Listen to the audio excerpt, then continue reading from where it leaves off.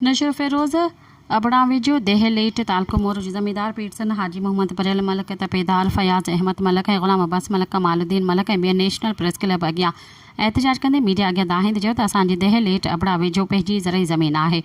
इलाइक़े जे बास ॾोहारी क़िस्म जे माण्हुनि जंहिंमें सुलेमान उनर अरबेलो चांडियो गफ़ार चांडियो ऐं जबा चांडियो करीम बख़ चांडियो साईं बख़ चांडियो ऐं ॿिया सभु गॾिजी ज़मीन जे मालिक हाजी मोहम्मद परेल तगड़ मथां हमिलो करे ज़ख़्मी फ़रार करे विया।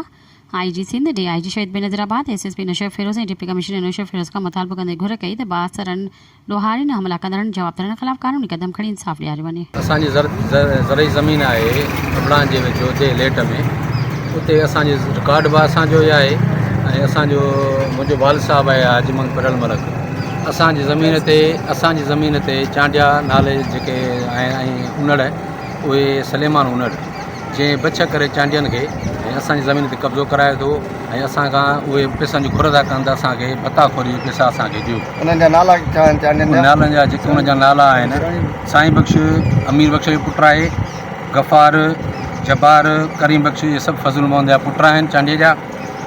आशिक़ ऐं शहज़ादो जेके आहिनि उहे गफ़ार चांडिया जा पुट आहिनि। उहे असांखे तंग कनि था, परेशान कनि था, असां ते ख़ाली पीली माना जेको आहे सो चढ़त कनि था त हीअ ज़मीन ते जेको आहे सो तव्हां हिते न कायो। असांजी 3 एकड़ ज़मीन खे घेराबाद करे वेठा आहिनि ऐं अॻ में बि असांजे वाल साहब जा विड़िया आहिनि जेके असां FIR कराई आहे। उनजे बावजूद बि हू राति अची जेको आहे उन असांजे हारियुनि खे उते तंग कयो आहे ऐं उन्हनि तंग करे उनखे उथारे छॾियो असांजे हारियुनि खे। सुबुह अची उते फायरिंग कई आहे ऐं असांजे कोर्ट जो जेको आहे दीवारूं टिराथियूं आहिनि, दर बि पटे विया आहिनि।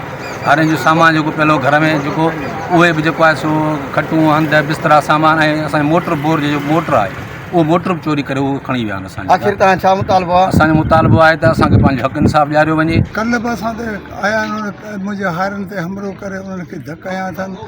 उन्हनि खे आख़िर में उन वीचारे ग़रीबनि खे लॾो खणाया अथनि ऐं असांजो पोयों सामान जेको घर जो सभु सामान खणी विया आहिनि।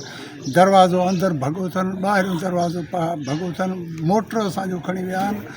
असां सां वरी उल्टो असां ते वरी अॼु वञी NC कटाई अथनि त मुंहिंजे पुट ते जेको मुंहिंजो पुटु तपेदार ड्यूटीअ ते पंहिंजे ते आहे ऐं उन सां गॾु असांजा दोस्त जेके आहिनि मुंहिंजा त उन्हनि ते रूबरू ॼण त उन्हनि खे सुञातो अथनि त पंहिंजो ज़ुल्फ़कार चांडियो आहे, महरम चांडियो आहे ऐं अज़ीज़ अलाह चांडियो आहे। उन सां गॾु असांजे मुंहिंजे पुट तपेदार खे शामिलु कनि। मुंहिंजी 85 वरे उमिरि आहे, अॻु में विड़िया आहिनि, अहिड़ो केस उन्हनि जे मथां आहिनि, FIR उन्हनि जे मथां आहिनि।